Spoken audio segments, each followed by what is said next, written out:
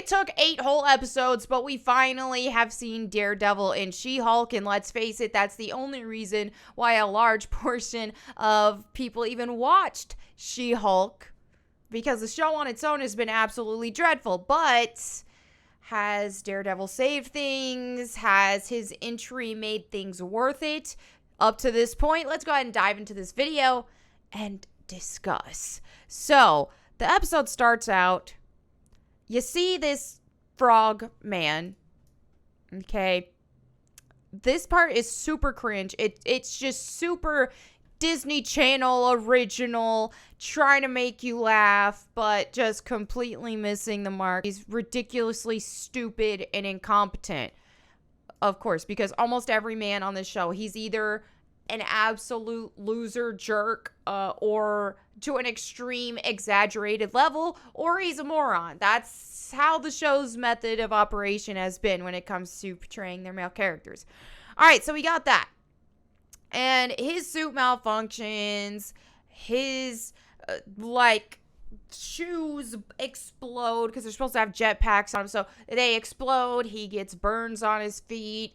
And at this point, he asks if She-Hulk would represent him in court because he wants to sue the guy who made his suit, which also is the guy who is making She-Hulk's suit, and in this case, a dress for the gala that she's about to go to.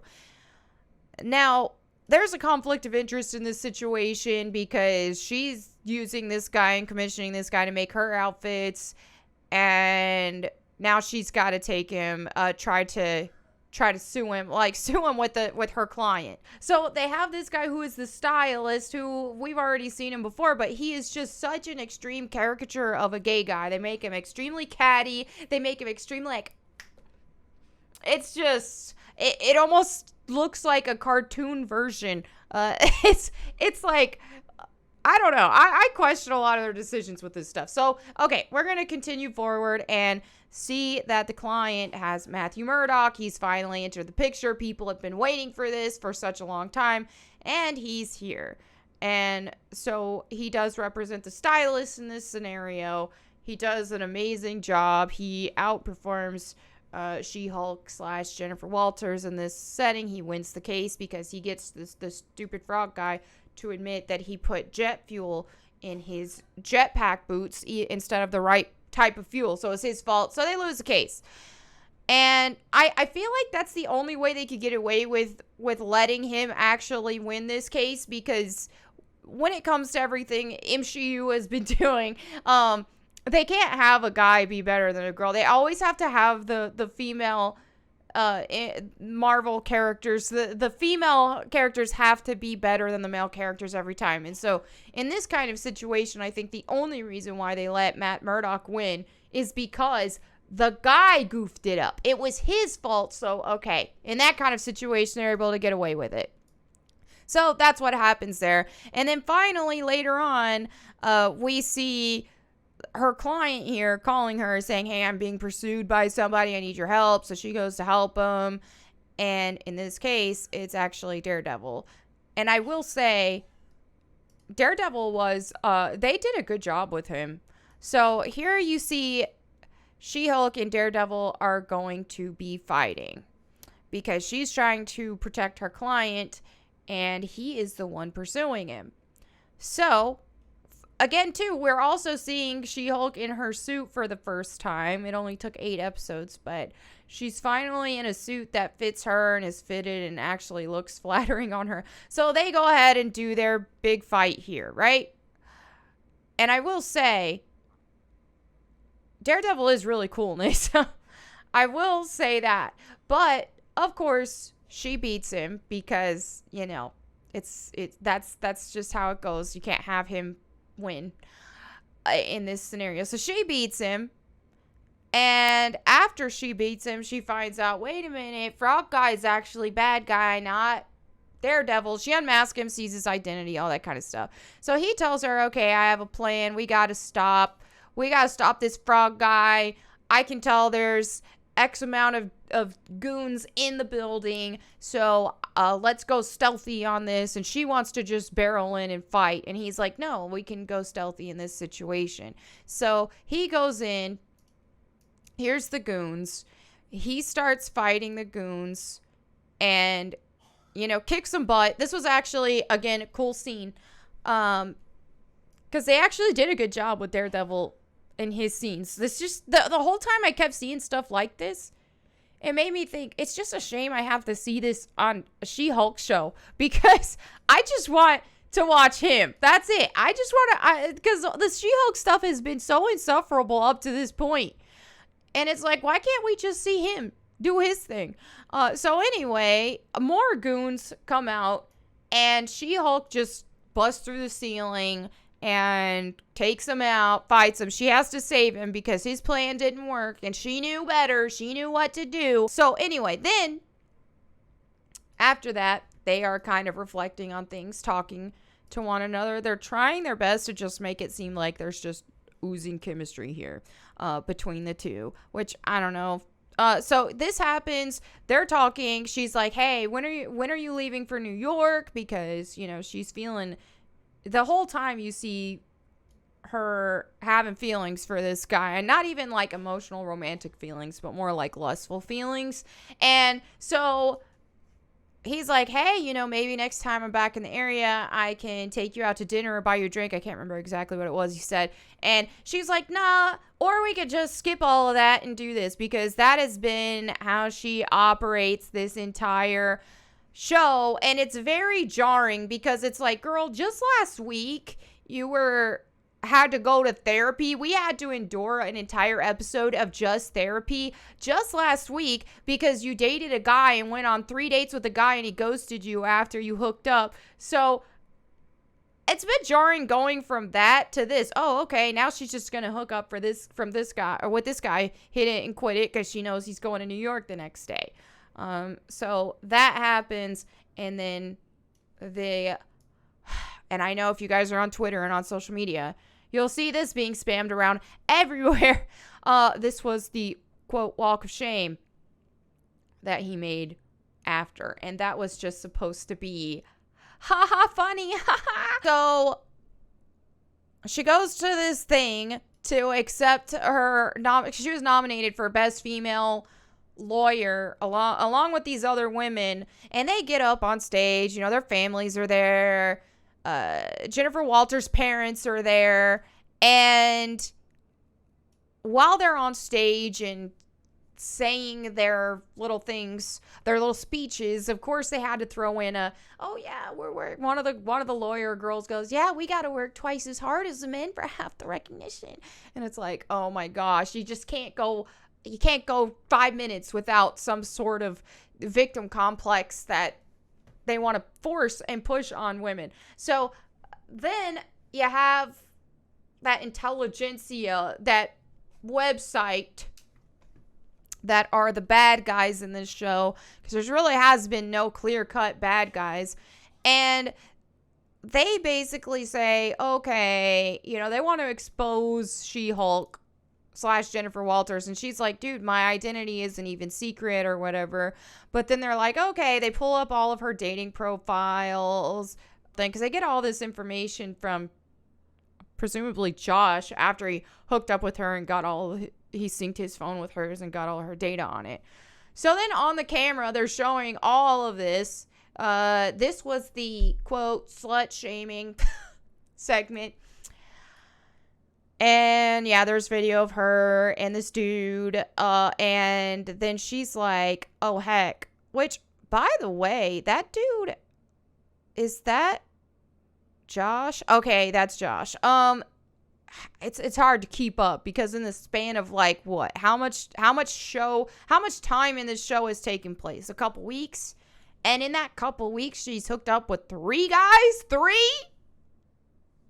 That's just nasty. Okay, so yeah, so she sees that her parents are there watching it and like, oh shoot. So she breaks the screen, and yeah, this happens, and then the cops are there and pointing guns at her and stuff. And I also have to say the CG is just absolutely terrible sometimes. You see parts where she's very angered and she's grunting, and the camera will show a close-up of her face while she's grunting and just like, and then, but her face, even me just doing that there, you see my face actually moving. Her face is just like, while she's making these grunting sounds, her face is not moving. So it's just, oh my gosh. So that was it for this episode. No, to answer the question that I asked at the very beginning of the episode, Daredevil did not save this. I feel like Daredevil was made a mockery of, if anything, which is a shame because he actually was really cool in this, but they still had to mock him too. And Twitter and all of the bots and all of the, I don't know if all, I know there's got to be some people that are feeling this, but still, this is where it boggles my mind, all of the 15,000 likes, all this kind of stuff. I've talked about this on my videos so many times. You see these shows that nobody's watching, nobody's liking, but it looks like on Twitter there's a lot of traction. So I don't know the full... I don't know exactly how that works, but all I know is I've seen movies that get just an unbelievable amount of Twitter traction praising it.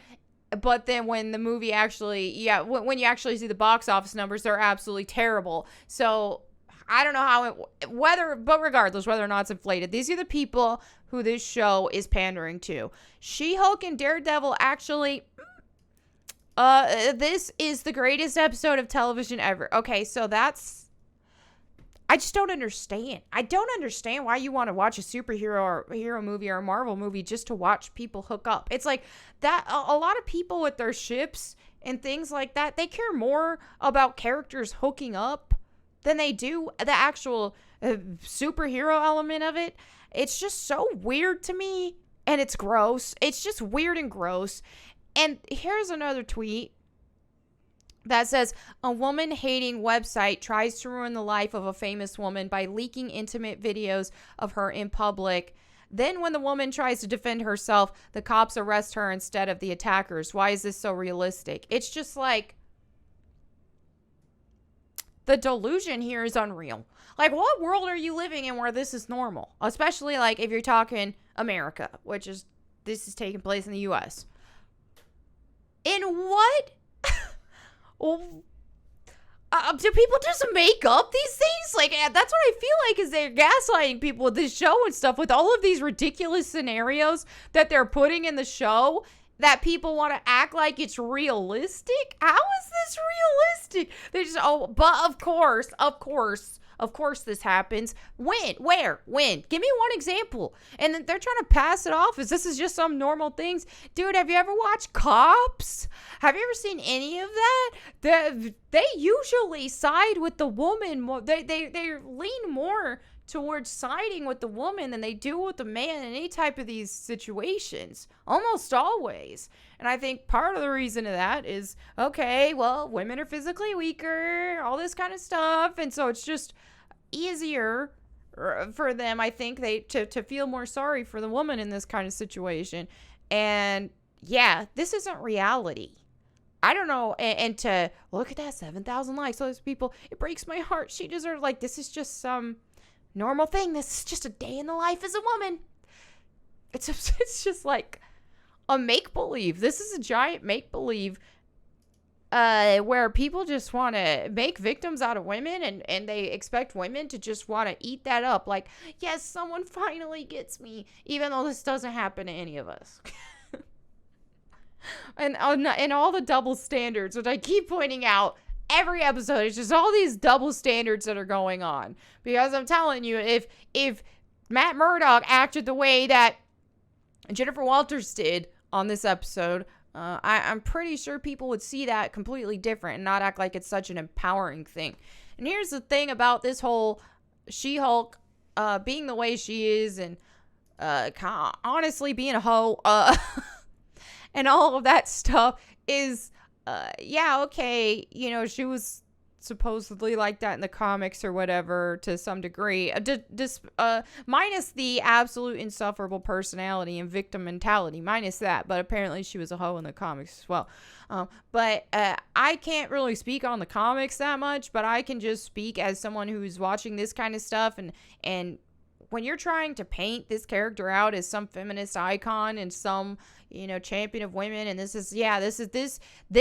we're really going to show women an empowering light. There's nothing empowering about being a hoe. I really don't care what gender you are. It's just gross. And so it's like, whatever, if that's her character and that's what she does, okay, but to paint it as a good thing and an empowering thing, that's where it loses me, and that's where it's stupid. So anyway, there you have it for today's video, my review for episode 8 of She-Hulk. Thank goodness there's only one episode left.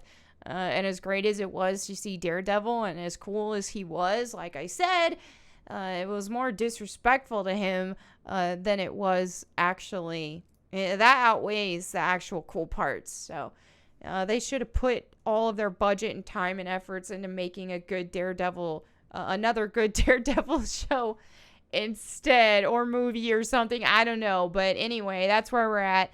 Thank you guys so much for watching. I'll catch you next time. And in the meantime, go boom.